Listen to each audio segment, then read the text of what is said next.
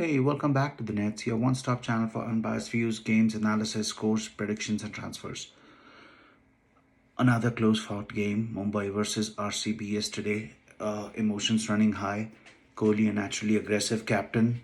Pollard, on the other hand, looked a lot calmer and cooler. Let's start from the top. Kohli's team selection was a little bit surprising, to say the least. Dale Steyn getting a chance. He hasn't really proven himself in the first few games that he got that he actually deserved this chance. But nonetheless, sitting somebody out like Saini wasn't really fair for Saini. Josh Phillip getting his chance was he did grab it with both hands. He did better than Finch has. Uh, Early days again, but he did give a good start. Devdutt Paddikal. This name is going to be heard over and over again in the near future. Another beautiful headache for the selectors to have. Here you see this kid who has 450 so far, and he is playing proper cricketing shots. It's not just about lofting the ball over the infield in the first few overs. You see him having the cuts. He's playing decent against the spinners. He's playing cuts. He's playing pulls. He's driving down the ground, and he has this cricketing sense to get a one win. Run a single win. When you start seeing the bowler starting to cramp him up. One of the things that I had spoken way back was Devdutt Paddikal was playing way too many dot balls, and we saw that he has reduced that a lot. So maybe he's getting his inputs from the captain or from the management, but whatever he has been doing, he has improved tremendously from the first few games that we saw him. He's still hitting the ball cleanly, but now we see that he's also not going with too many dot balls. Besides that, Kohli didn't really. I don't really think it's unfair to. I mean, it's unfair to say that Kohli's captaincy was questionable, considering the batting lineup was as it was, and you just have to sit back and admire the brilliance of Bumrah, and to a certain extent, the brilliance of Pollard as well.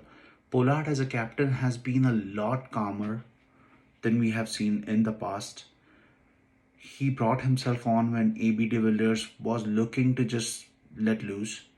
And even in the presentation, Pollard said that yes, if he wanted to try something different, it would rather be him as a captain who gets the blame than anybody else. And he comes in and ABD, it's unfortunate that Mr. 360 gets out of a full toss, but sometimes things work in strange ways. But Pollard brings himself on, Bumrah shows up.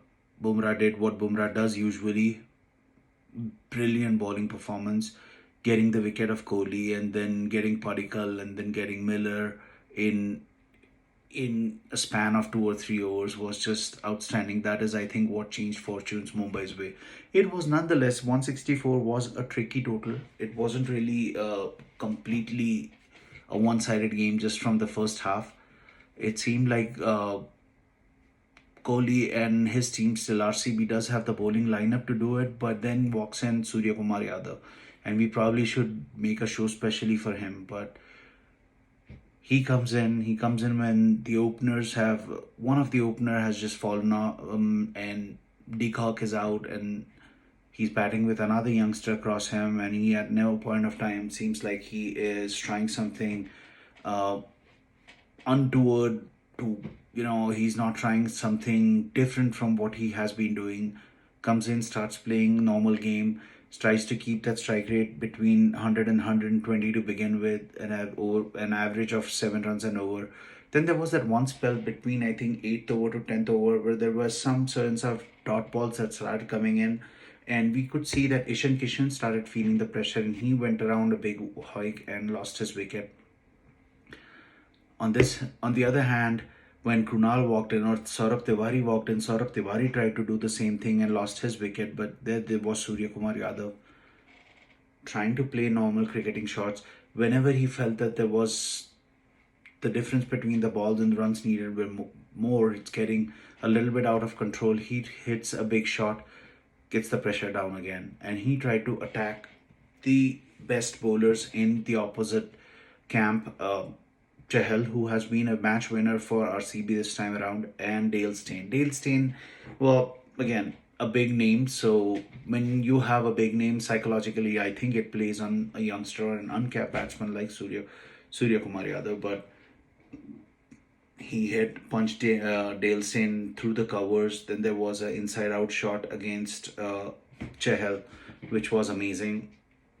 And all of a sudden, you started Mumbai getting its grip over these middle overs, and then there was the classic finish. So I started digging a little bit and came across amazing stats.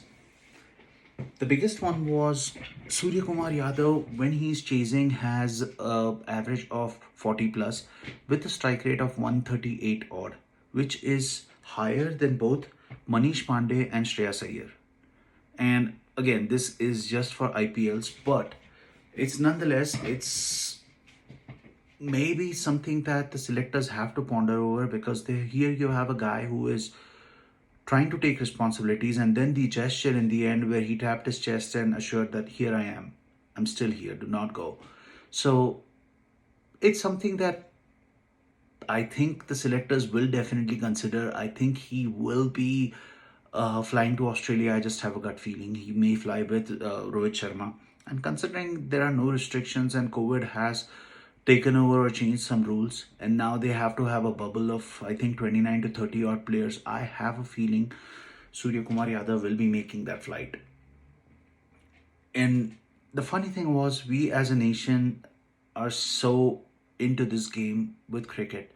All of a sudden, we have uh, Twitter going on with justice for Surya Kumar Yadav, justice for Sky, and it just it just makes you laugh at times that okay, here we are having uh, a player who is making the bat do the talking. He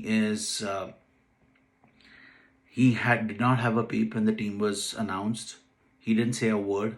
All he did was go back into the game the next day and did the bat do the talking, and like his gesture said, here I am. I am calm and I know my chance will come.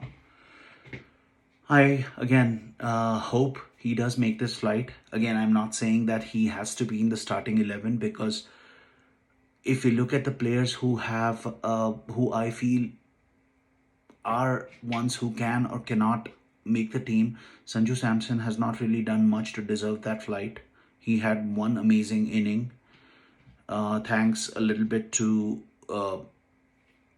Rajasthan Royals and their cam and Ben Stokes putting his hands up. But besides that, Shreyas Iyer, he has proven himself with Team India, and I do not think Team India would want to suddenly take him out of the number 4 position where he has performed. And then there is Manish Pandey, who has actually won a game in Australia. So, yes, it's unfair, but then again, it's unfair for these guys if we suddenly take them out, just because our emotions are running high on Surya Kumar Yadav for now. So, I have a feeling that he may make it into one of the formats for Australia. But then again, if he doesn't, it won't be the end of it. It won't be like it's absolute injustice. He will get his chance, is what I'm saying. Well, in the other news worldwide, Pakistan again reinstated Misbah-ul Haq as the chief selector. So something that we have seen happen many a times, where Misbah-ul Haq decides he doesn't want to do it and then he wants to do it again, or somebody like Shahid Afridi retiring and wanting to come back again. 4 retirements, 4 comebacks. This may be just the first one for Misbah. And on that note, I would request you guys to subscribe to the channel, hit the like button, give me a shout out once in a while. If you like this channel, let people know. If you don't like this, let me know. I will talk to you guys soon. Stay healthy, stay fit, and we will see each other shortly.